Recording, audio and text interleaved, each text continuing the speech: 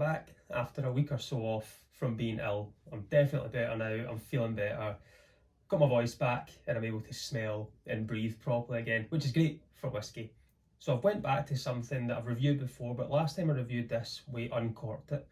So it was the first time trying it, it was straight in, out the bottle and into the glass. As you can see now, this has went down. This is a Ledaig Sinclair, the Rioja cask finish.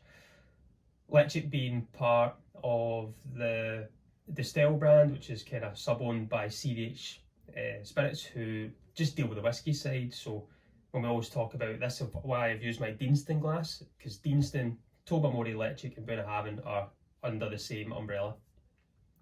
Ledaig being the peated side from Tobermory Distillery, so the distillery itself is Tobermory in the Isle of Mull, and about 20-30% is unpeated, which is coming through from the Tobermory side of it, but we're getting the rest of it, 70-80% is peated, called Ledaig. So it looks like Ledaig, but pronounced Ledaig. This was brought out in 2020, put straight out there. I think it was just brought out as something during COVID and things to just fill the shelves and put it online, and it went so well. It was a great whiskey. I think when I reviewed it at the time, I was very impressed by it. I'd tried it previously in a bar and thought I had to get myself a bottle, and I did. And I've went through it. It's an easy one to reach for, but looking at it, I've not had a wee dram for a while.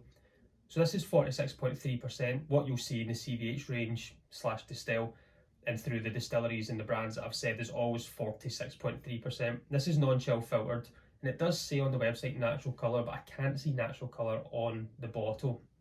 So I'll go to the website and say that could be because it's a Rioja cask. Finish to it, non-age statement, so we don't know how old it is, we just know it's over 3 years old. It started its life in ex-bourbon casks and it's been finished in Rioja, Rioja being Spanish red wine. The ppm level, if you look at the peat, it's just peat's part per million, or the phenolic parts per million, is about 35 to 40 ppm. So if you look at Islay, that's close to your Lagavulins, your what else is about 40%, Kalila round about there.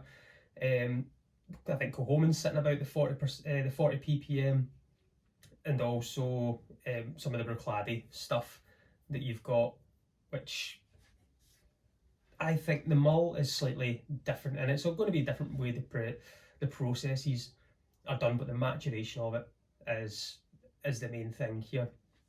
So finished in Rioja cask, I'm going to say it's been finished for anywhere between 6 to 18 months, I think is a kind of usual time for the colour. Anyway, to say that, I'll say between 6 and 18 months. This is still readily available online, most retailers, most shops, ranging anywhere between £34 to £40, somewhere in that neck of the woods. I love it, or I did love it. I'm hoping I still do love it.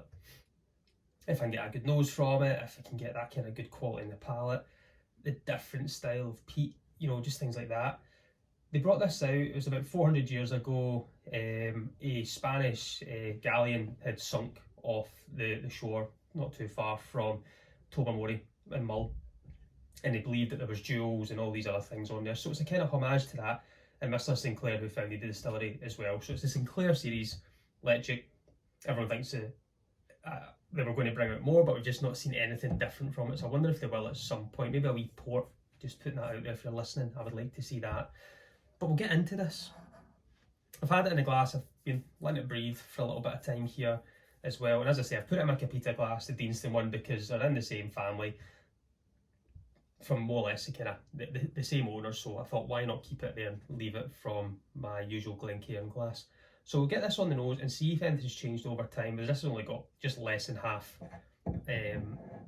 left in the bottle.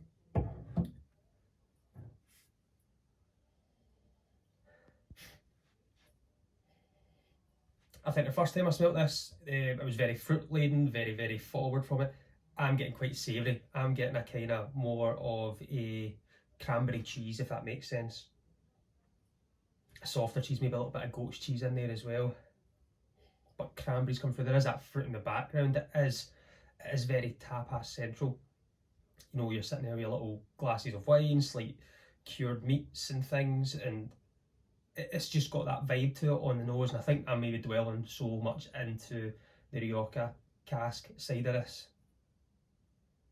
but definitely slightly more savoury than fruity than before. The fruit definitely still comes through. As I say, it's kind of cranberries, raspberries,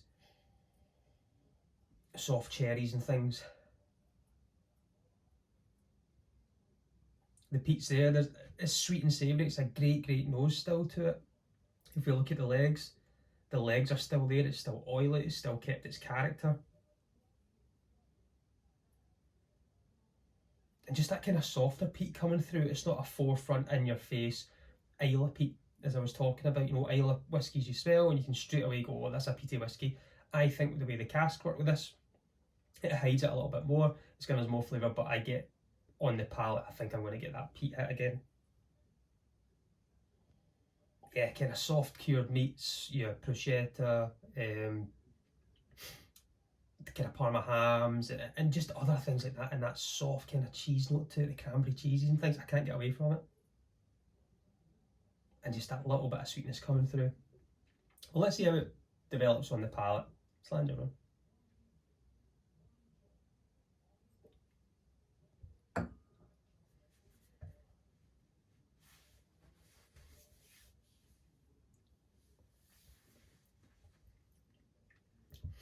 There's our peat. There's that soft, tiny bit of spice on it. It's got that dry straw, dry hay vibe there. Slightly drying off. The gaminess is still coming through from it. That soft meats is still staying there. That Rioja fruits are just starting to develop, coming through. That's the first dram I've had, the first taste. So I think when I go back for a second one here, I'll try and get a little bit more. Is the palate's now ready for more whiskey? But that was a kind of softer gamey, soft peat, dried hay, nice style of 35 to 40 ppm.